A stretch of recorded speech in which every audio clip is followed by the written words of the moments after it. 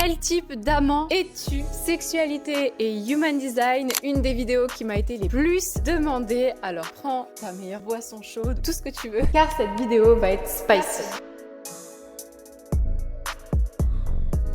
Hello à tous et bienvenue dans cette nouvelle vidéo YouTube. Je suis ravie de vous retrouver cette semaine pour une nouvelle vidéo sur le thème de la sexualité grâce au design humain. Car oui, vous le savez si vous me suivez depuis longtemps ou si tu viens d'arriver par ici, le design humain est un outil extraordinaire de connaissance de soi. Et ici, j'avais envie de parler de la sexualité, comment est-ce qu'on agit dans notre sexualité par rapport à notre type, par rapport aux choses qui sont activées dans notre carte. Alors avant toute chose, si tu viens d'arriver par ici, je m'appelle Elisa, je suis formatrice en human design. Je suis aussi naturopathe. Pense à t'abonner pour suivre le reste de mes partages. Et si tu es thérapeute et que tu veux intégrer le design humain dans tes accompagnements, que ce soit accompagnement de couple, sophrologie, etc., je t'ai mis un cadeau dans la description que tu vas kiffer après cette vidéo. Alors forcément, si tu es débutant en human design, cette vidéo va être un peu tricky pour toi. C'est pour ça que je t'invite vraiment à t'abonner et à aller voir après les autres vidéos sur ma chaîne et aussi à télécharger ta carte qui se situe dans la description. Alors rentrons dans la vidéo, c'est parti.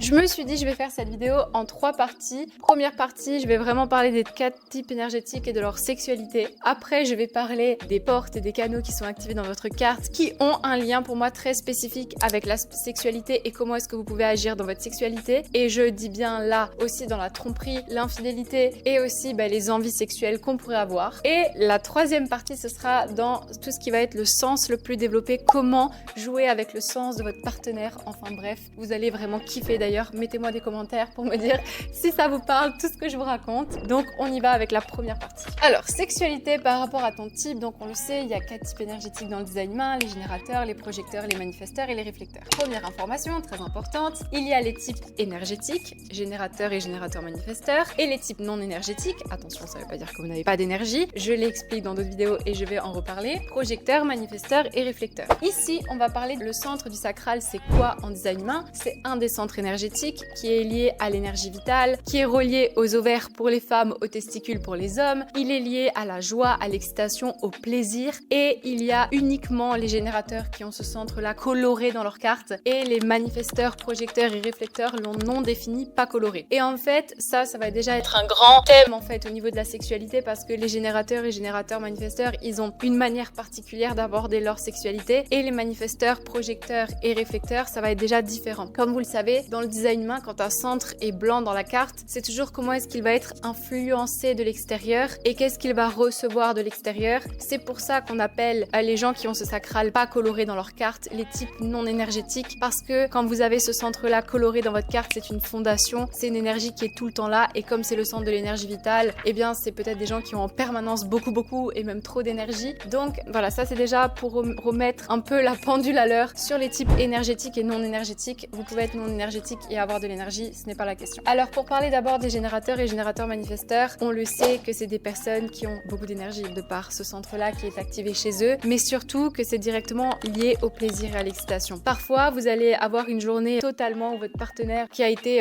folle, vous avez fait plein de choses, etc. Et peut-être que vous n'arrivez pas à dormir la nuit. Alors la clé pour vous va être de proposer à votre partenaire forcément d'avoir une relation sexuelle parce que parfois les générateurs et générateurs manifesteurs ont du mal à s'endormir. Pourquoi? Parce qu'ils ont encore besoin de vider leur énergie. Et quoi de mieux pour vider leur énergie que d'avoir une relation sexuelle avec leur partenaire? Sachez aussi que ce sont des personnes qui réagissent aux questions fermées. Donc, si vous leur dites quelle position tu as envie de faire, peut-être qu'ils vont vous dire je ne sais pas. Alors que si vous leur donnez le nom de la position, ce sera peut-être plus simple pour eux de vous répondre puisqu'ils ont vraiment ce truc en fait d'aller vers les options. Si vous voulez prévoir une soirée un peu romantique avec eux, que vous voulez leur faire plaisir, pensez à leur poser des questions fermées pour que ça réagisse directement. Ah, vous savez que le générateur et générateur manifesteur, il est très connecté à son corps, donc peut-être que vous pouvez être générateur et générateur manifesteur et pas sentir ça, mais vous pouvez avoir comme des réactions viscérales dans votre tripes, même dans la vie de tous les jours, quand quelque chose ne vous convient pas. Vous pouvez avoir comme un mal au ventre comme ça, ou un petit mouvement du corps vers l'arrière, ou un nom qui sort de votre bouche très spontanément. C'est vraiment parce que vous réagissez en fait à ce qui arrive à vous, et du coup c'est beaucoup mieux les options. Donc pensez, chers conjoints des générateurs, à leur poser des questions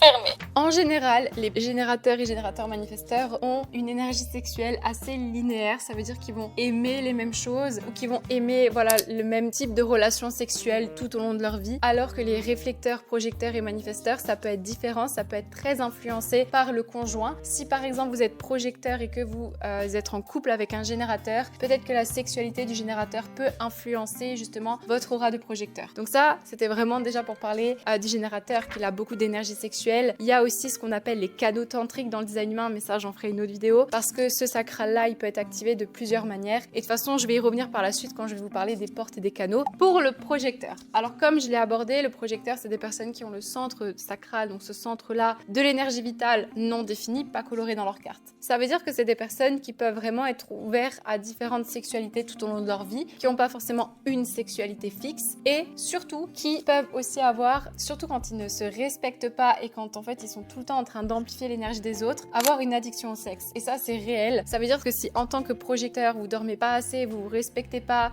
vous n'êtes pas vraiment à l'écoute de vos besoins, il y a cette dépendance au sexe qui s'installe et du coup ça peut venir de cette dépendance là mais aussi de d'autres dépendances. Donc ça c'est la clé en tant que projecteur. Est-ce que vous vous respectez? Est-ce que vous prenez soin de votre énergie? On sait aussi que dans le design humain, le projecteur c'est quelqu'un qui guide en fait, que son aura elle est très puissante, elle est très parlante quand il se reconnaît soi-même. Et un projecteur il va peut-être pas vous dire tiens j'ai envie de faire l'amour, il va peut-être pas vous dire tiens j'ai envie de ça. Il peut bien évidemment, ça dépend des personnes, mais en général il va plutôt jouer du regard, flirter avec vous, il va laisser parler son aura. Donc pour vous la clé en tant que projecteur c'est d'être à l'aise avec ça, le fait que vous êtes peut-être pas tout le temps en train de vouloir exprimer vos besoins. Ça peut être aussi le fait de jouer avec votre aura directement et d'avoir ce côté très attirant puisque on le sait et même quand on parle de business et human design, l'aura du projecteur parle d'elle-même en fait quand il se voit lui-même et qu'il se reconnaît, quand il se lâche des peurs et qu'il se lâche du mental. Il y a ce côté très séduisant qui s'installe quand il se voit et son aura qui fait le marketing on va dire ça comme ça.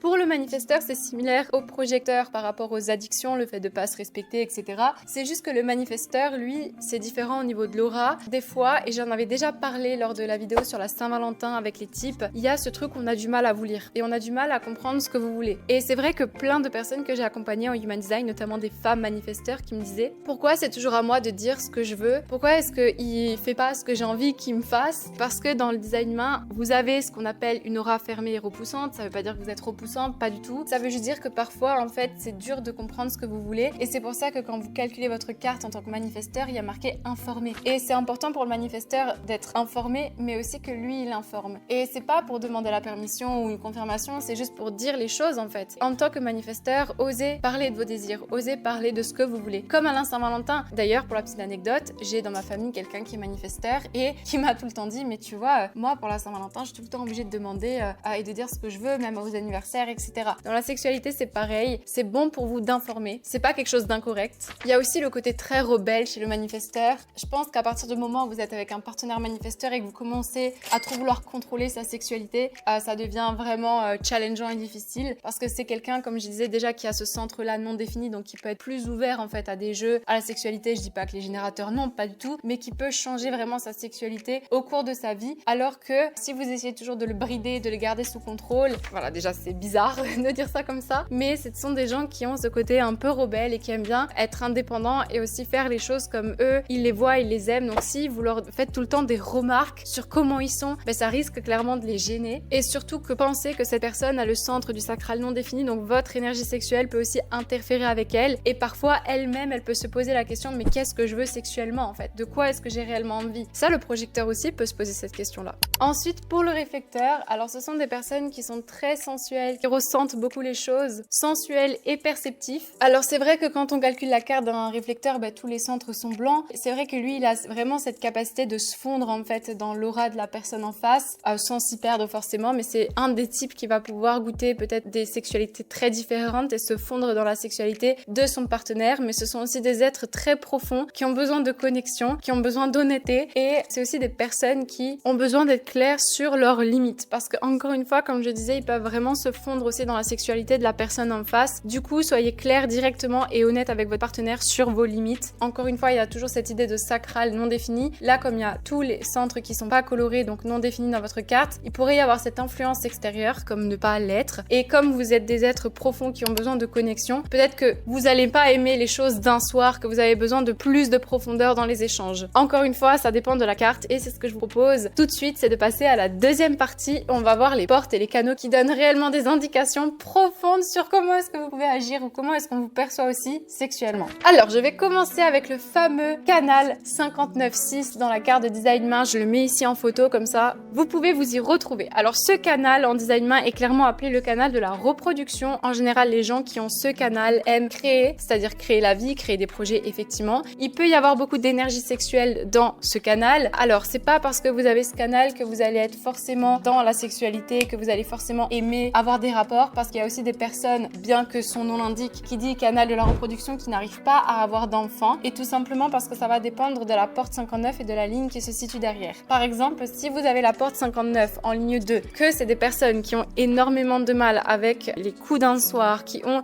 vraiment besoin de profondeur, imaginez que vous avez cette porte avec cette ligne et que vous avez vécu un trauma sexuel, un viol ou peu importe, et bien pour vous, ça pourrait être peut-être plus challengeant d'avoir des enfants par la suite parce qu'il y a ce trauma qui est là. Et pour l'avoir vécu, enfin pas moi personnellement, mais des personnes que j'ai accompagnées et des gens que je connais très bien qui ont cette porte avec cette ligne et qui ont galéré à avoir des enfants et qui ont eu des abus sexuels, tout simplement parce que pour eux, l'idée de connexion, de profondeur est très importante. Et je dis pas que ça marche pas, attention, c'est pas du tout ce que je dis. Je dis que ces personnes-là, c'est pas parce que vous avez ce canal de la reproduction et vous dites ah mais je comprends pas, moi j'ai ça dans ma carte et j'arrive pas à avoir d'enfants. Oui, encore une fois, il y a toujours nos expériences et ce qu'on vit qui peuvent aussi jouer sur nous et sur notre énergétique. Donc ça, très important. Alors le 59.6, il indique une sexualité qui est très reliée à comment est-ce que ça se passe dans le couple. C'est comment est-ce que ça se passe dans ma tribu, comment est-ce que ma tribu est nourrie. Quand la tribu sera bien nourrie et qu'il se sentira bien dans ce qu'il est en train de reproduire, que ce soit projet ou autre, eh bien il y aura peut-être plus d'envie en fait dans la sexualité. Et c'est aussi des personnes qui peuvent être très blanches ou noires, soit il y a des périodes où ils ont beaucoup envie et des moments où ils auront beaucoup moins envie. Ça c'est très lié à la porte 59. La porte 6, elle, c'est plus lié à la créer l'intimité. Parfois c'est des personnes qui auront du mal à se dévoiler à vous. Peut-être que parfois les personnes qui ont la porte 6, ils auront du mal à se dévoiler, ils auront du mal à enlever leurs vêtements devant vous, ils auront du mal à vous dire ce qu'ils ont envie ou qu'est-ce qu'ils aiment sexuellement parlant. Donc il y a cette porte 59 qui est vraiment la reproduction, la sexualité qui peut être à l'extrême. Une fois il y a beaucoup envie, une fois il n'y a pas beaucoup envie. La porte 6 qui a du mal à se dévoiler et le canal complet que l'envie vient aussi de comment est-ce que ça se passe émotionnellement pour moi dans ma tribu. Est-ce que en ce moment ça se passe bien? Est-ce que tout le monde est nourri comme il se doit? Est-ce que l'argent rentre? Parce que la porte 59 c'est aussi une porte très liée. Je vais chercher les ressources pour les redistribuer à ma famille et quand c'est pas le cas, peut-être que je peux être coupée et que j'ai pas envie d'avoir des rapports sexuels. Et ça c'est très important à le comprendre parce que parfois quand j'ai fait des lectures de cartes de couple, la personne avait la porte 59. Parfois ce sont aussi des femmes qui disent j'ai pas besoin d'un homme pour vivre parce qu'elle est en fait en pleine création et se coupe aussi de sa sexualité. Donc ça peut être des choses à observer si vous êtes dans la thérapie ou vous-même dans votre carte, vous me direz en commentaire. Les deux prochains canaux que je vais parler, c'est le 35-36 et le 30-41. Alors ces canaux, c'est très dans l'expérimentation. C'est des personnes qui adorent la nouveauté, surtout le 35-36. Ça m'étonne même pas que les gens qui ont uniquement la porte 36 ou le canal complet soient infidèles ou parfois ont besoin de nouvelles expériences parce qu'ils peuvent très vite s'ennuyer et se lasser. Déjà, il faut comprendre que uniquement derrière la porte 36, il y a cette peur de ne pas être à la hauteur, mais aussi cette peur de ne pas être à la hauteur sexuellement. Donc quand vous avez une personne qui a cette porte-là dans sa carte qui est activée, cette personne peut se sentir comme pas assez et du coup va peut-être aller avec d'autres personnes, n'arrive pas à se nourrir elle-même, donc elle va être infidèle, elle va avoir plusieurs expériences sexuelles. Et souvent, c'est des personnes qui vont vous demander ça dans leur sexualité, vont vous dire est-ce que t'es ouverte à qu'on fasse, je sais pas, des jeux avec d'autres couples, qu'on aille dans des clubs, etc. Il peut y avoir de ça parce qu'ils cherchent l'expérience. Donc ça, c'est très dans le canal 35-36 qu'il a besoin de cette nouveauté. Le 30-41, je dirais que c'est pareil, mais c'est plus le besoin d'expérience qui va un peu sexe et rock'n'roll. Il va vouloir faire plein de choses nouvelles et surtout expérimenter. Et il y a un truc quand même parce que dans la porte 41, c'est très lié aux fantasmes et souvent nos fantasmes sur la porte 41, alors que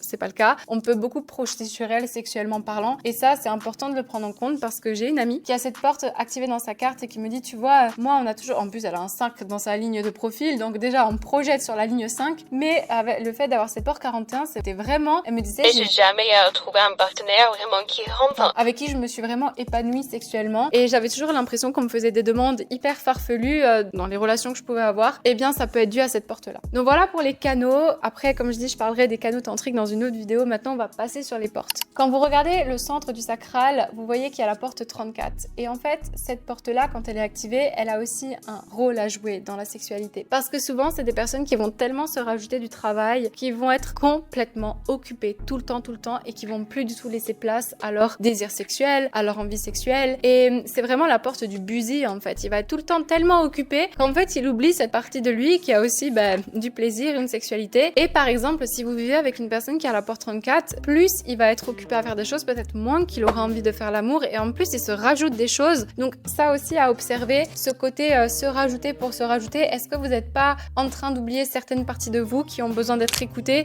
et qui ont besoin de se satisfaire aussi sexuellement, parce que la frustration peut très vite arriver. Ensuite, il y a la porte 9 qui, elle, peut avoir beaucoup d'interférences dans sa sexualité parce qu'elle pense ou elle est obsédée par trop de choses. Il y a vraiment ce truc de se détacher des détails ou de faire l'amour et de penser à ce que vous allez faire demain ou manger demain. Et du coup, votre partenaire, en fait, il le ressent et vous dit, mais en fait, t'es pas là. Il y a vraiment ce truc d'être obsédé par les petites choses ou des choses qui sont parfois inutiles. Donc, de comment prendre de la hauteur, en fait, quand vous traversez des périodes, parce qu'on le sait que la porte 9, elle peut être obsessionnelle par beaucoup de choses, mais surtout par des détails qui sont parfois insignifiants et ça peut se ressentir dans sa sexualité. Et pour terminer, la porte 39 en ligne 5, qui elle est une porte de provocation, qui est une porte qui aime bien flirter. En fait, pourquoi surtout avec la ligne 5? Parce que parfois c'est une porte qui va aimer faire quelques blagues, ou par exemple sur son profil Tinder, elle va mettre une aubergine avec le... J'arrive pas à croire que je viens faire dans une vidéo. Mais souvent, les gens qui ont la porte 39 en ligne 5 dans leur carte de design humain, ils vont avoir leur profil Tinder et typiquement, ils vont mettre une aubergine avec les centimètres de ce qui correspond à la longueur de leur... Et ça, c'est typiquement le côté un peu joueur, un peu flirté, un peu je dis des blagues pour faire passer un message. Déjà, la porte 39 en elle-même, elle va aimer lancer des blagues, lancer des pics. Mais la porte 39 en ligne 5, elle a vraiment ce truc très séduisant. Et attention parce que, à l'inverse, on peut aussi projeter sur elle beaucoup de choses dans la sexualité. J'ai une amie qui, elle, a la porte 39 en ligne 5. Et typiquement, ça peut être des personnes qui sont ultra sexuelles et provocants. Par exemple, je me rappelle que quand on était à son anniversaire, elle avait bu énormément d'alcool. Parce que pour la petite anecdote, j'ai des personnes dans mon entourage qui ont la porte 39 en ligne 5 et quand on sortait par exemple en boîte de nuit il y a très longtemps. Pour la petite anecdote, je connais des personnes qui ont la porte 39 en ligne 5. Typiquement, ça peut être des gens qui vont être très provocateurs même dans leurs mouvements. Ils vont par exemple prendre une sucette et commencer à faire des mouvements avec leur langue pour attirer votre attention, ou alors ils vont avoir ces gestes pour vous faire comprendre les choses de manière très claire. Voilà, donc ça c'est pour couvrir les portes qui vont pouvoir vous aider à comprendre aussi les personnes, leur sexualité, comment est-ce qu'elles agissent. Et pour terminer, la troisième partie, on va voir les cognitions. Alors les cognitions en design humain, c'est le sens le plus développé. Comment est-ce que vous pouvez jouer avec le sens de votre partenaire pour lui procurer plus de plaisir? Alors dans votre carte, le sens se situe ici. Je vais bien parler du sens du design, donc le sens inconscient. Donc le sens inconscient, il en existe 6 au total et on va commencer avec l'odeur. Alors clairement, comme son nom l'indique, pour eux la clé ça va vraiment être l'odeur de la pièce. Peut-être que lors de la relation sexuelle ça peut être intéressant de mettre son parfum préféré, de mettre des fleurs qui ont un parfum particulier, des huiles essentielles qui ont un parfum particulier que la personne va aimer, va apprécier, la senteur des draps, l'odeur de la pièce en général, votre odeur à vous. Mais pour eux c'est très important l'odeur de la pièce mais aussi qu'elle porte et que vous portez. Ensuite on va avoir le goût. Alors ça c'est des personnes qui vont peut-être aimer incorporer de la nourriture lors de l'acte sexuel. Ça peut être quelque chose de très sélectif, un goût particulier que votre partenaire va aimer. En tout cas, il y a toute cette idée de vouloir jouer avec la nourriture. Ensuite, on va avoir la vision intérieure. Alors, si vous voulez créer beaucoup de plaisir chez votre partenaire qui a la vision intérieure, ça va être de lui faire visualiser l'acte. Donc, pourquoi pas lui envoyer des textos quelques heures avant ou de programmer ça avant par texto, de lui envoyer des messages ou de lui parler de ce que vous allez lui faire. Le but, c'est vraiment qu'elle puisse visualiser et c'est une des manières qui va faire que la personne se sente aussi et c'est une des manières qui pourra aider votre partenaire à se mettre dans le mood. Ensuite, on va avoir la vision extérieure. intérieur. Donc pour ces personnes-là, c'est tout ce qui va concerner la décoration, mais aussi ce que vous portez, les vêtements que vous portez. C'est vrai que c'est souvent une cognition qui peut être vue comme matérialiste. Moi, je vois pas ça comme ça. C'est des personnes qui adorent les belles choses et que peut-être la manière dont vous vous habillez va être importante, la manière dont la chambre est décorée va être importante, peut-être que l'endroit où vous faites l'amour va être important. Il y a vraiment cette idée de qu'est-ce que je vois quand il y a l'acte. Peut-être que ça vous dérangera de faire l'amour dans un endroit qui vous plaît pas du tout esthétiquement parlant, et même peut-être que vous aimez en fait ce type de choses-là, que vous aimez les beaux hôtels, les beaux endroits, tout simplement qui ont un visuel esthétique qui vous plaît.